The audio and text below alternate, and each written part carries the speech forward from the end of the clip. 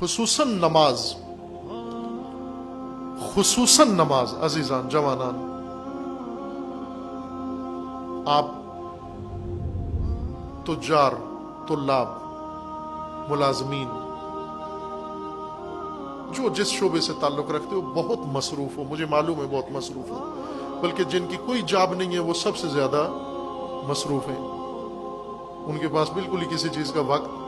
نہیں ہے، اتنا بھی وقت نہیں ہے کہ اپنے پیٹ کے لیے جاب کر لیں تھوڑی سی۔ لیکن جو بھی مجبوری ہے، جو بھی جاب ہے، جتنی بھی مصروفیت ہے، نماز کے لیے وقت نکالو۔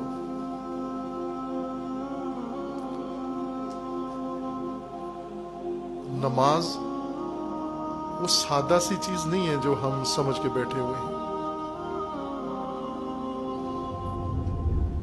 بہت معمولی سا ایک عمل نہیں ہے، ایک اٹھک بیٹھک نہیں ہے، ایک حضور حاضری نہیں ہے۔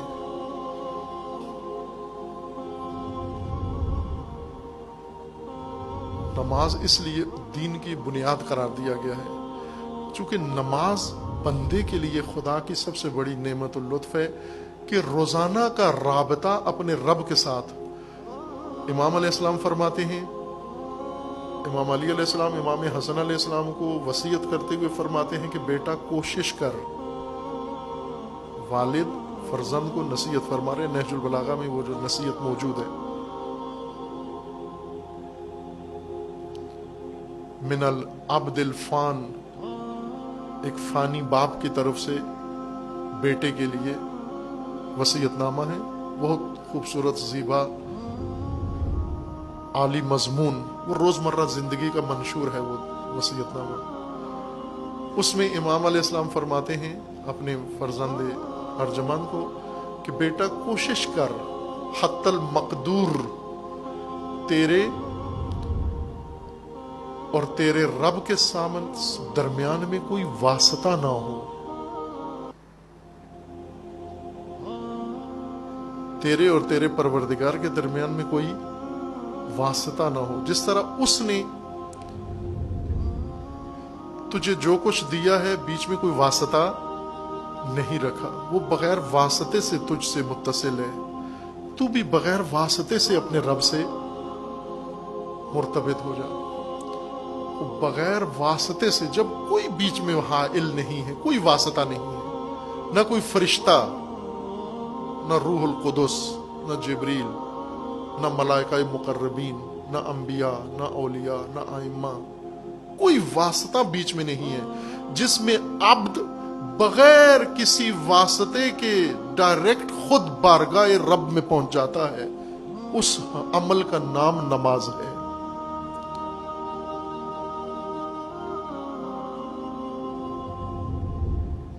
کوئی بھی نہیں ہے بیچ میں، اور مکالمہ ہے یہ ذکر نماز۔ سورہ فاتحہ ہر نماز کے لیے لازمی ہے، فاتحہ کے بغیر نماز نہیں ہوتی۔ فاتحہ، سورہ فاتحہ، بسم اللہ الرحمن الرحیم، الحمد للہ رب العالمین، الرحمن الرحیم، مالک یوم الدین، پھر اس کے بعد ایاک نعبد، یہاں تک ایاک نعبد تک ایک مضمون چل رہا ہے، اور پھر آگے ایک اور مضمون شروع ہو جاتا ہے۔ یہ فاتحہ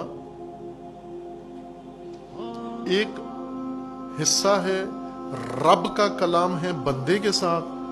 اور ایک حصہ ہے اس ڈائلاگ کا، بندے کا رب کلام ہے اپنے رب کے ساتھ۔ رب کلام کرتا ہے، بندہ سنتا ہے، اور بندہ کلام کرتا ہے اور رب سنتا ہے۔ یہ سنی ہوگی آپ نے روایت، بعض اوقات بعض بزرگان علماء پڑھ دیتے ہیں، باوجود اس کے کہ ہماری مجالس میں اس طرح کے مطالب کے لیے کوئی گنجائش نہیں ہوتی، لیکن بعض پھر بھی ہمت کرتے ہیں، پڑھ جاتے ہیں، ہماری مرضی کے خلاف ہی پڑھ جاتے ہیں۔ حضرت امام سید ساجدین علیہ الصلوۃ والسلام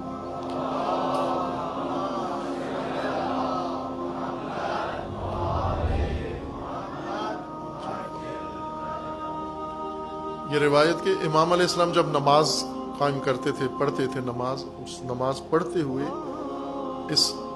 ذکر پہ جب پہنچتے تھے ایاک نعبد و ایاک نستعین، اس کو تکرار کرتے تھے، بعضوں کا تکرار کرتے، کثرت سے تکرار کرتے تھے، اور تکرار کرتے کرتے امام گریہ و بکا شروع ہو جاتا، رونا شروع ہو جاتا، آنسو جاری ہو جاتا، اور اسی تکرار کے اندر امام کا بدن کانپنے لگتا، لرزنے لگتا تھا، ایسا لرزہ جو دیکھنے والا پریشان ہو جاتا تھا، جیسے کوئی شدید خوف سے، شدید قسم کے خوف سے کسی کے اوپر اگر خوف آ پڑا ہو اور وہ تھر تھر کانپ رہا ہو، آنکھوں سے آنسو، پورا بدن لرز رہا ہے، بس اوقات امام کا لباس آنسوؤں سے بھیگ جاتا تھا، اور لرزہ اتنا شدید تھا کہ دیکھنے والا پریشان ہو کے گھبرا جاتا کہ اب گر جائیں گے مصلی کے اوپر۔ بعض لوگ جب دیکھتے یہ منظر اور بعد میں امام علیہ السلام کے پاس آ کے پوچھتے، اس کا راز پوچھتے کہ یہ کیا مطلب ہے، یہ آپ اس ذکر پہ جب پہنچتے ہیں ایاک نعبد و ایاک نستعین، یہاں پہنچ کر تکرار کیا آپ نے، تکرار کے بعد گریہ کیا آپ نے، گریہ کے بعد لرزہ طاری ہوا، کانپے، شدید خوف جیسے شدید طاری ہے، یہ کیا منظر تھا، یہ کیا حالت تھی؟ امام علیہ السلام نے فرمایا کہ یہ حالت یہ تھی کہ میں نماز شروع کی، پھر جب اس ذکر پہ پہنچا اور اس ذکر کو جب تکرار کیا تو ایک حد تک میں نے یہ ذکر کیا، میں کہہ رہا تھا ایاک نعبد و ایاک نستعین، لیکن اثناء نماز میں اس تکرار کے اندر یہ اسرار نماز ہے، یہ احکام نماز نہیں ہے، احکام فقہی نہیں ہے، یہ اسرار نماز میں سے ہے۔ نماز کے 3 حصے ہیں، تعلیمات نماز، احکام نماز، آداب نماز اور اسرار نماز، یہ 3 علم، 3 فقہ ہیں، فقہ اصغر، فقہ اوسط و فقہ اکبر۔ فقہ اوسط، فقہ اصغر یہ ہے جو رسالہ توضیح المسائل ہے مجتہد کی، جس کے اندر احکام نماز کے لکھے ہوئے کہ نماز میں یہ واجبات ہیں، یہ مستحبات ہیں، یہ نواقض نماز ہیں، یہ فقہ اصغر کہلاتی ہے یہ علم۔ آداب الصلاۃ، کہ نماز کو ان آداب کے ساتھ پڑھو، جیسے زینت مزین ہو کے پڑھو، جماعت کے ساتھ پڑھو، خلوص خضوع خشوع سے پڑھو، یہ آداب ہیں۔ اور کچھ ہے اسرار نماز، حقیقت نماز، سر نماز، باطن نماز، روح نماز۔ وہ روح نماز یہ ہے، وہ بندگی یہ ہے حقیقی، کہ امام نے فرمایا کہ میں نے یہ ذکر یوں نہیں کہ پھر میں نے پڑھا یا میں نے سنا، میں نے قرآن سے پڑھا یا حفظ سے پڑھا، بلکہ یہ ذکر میں نے سنا، اپنے پروردگار سے سنا، میں نے اپنے رب سے سنا، میں نے یہ ذکر، اور جب رب سے سنا یہ ذکر تو مجھ پر کب کبھی طاری ہوگی، خوف طاری ہوگی۔ یہ مثال ہے کس کی، کہ اگر انسان واقعاً دل سے نماز پڑھے، خشوع سے نماز پڑھے، آمادہ ہو کر نماز پڑھے،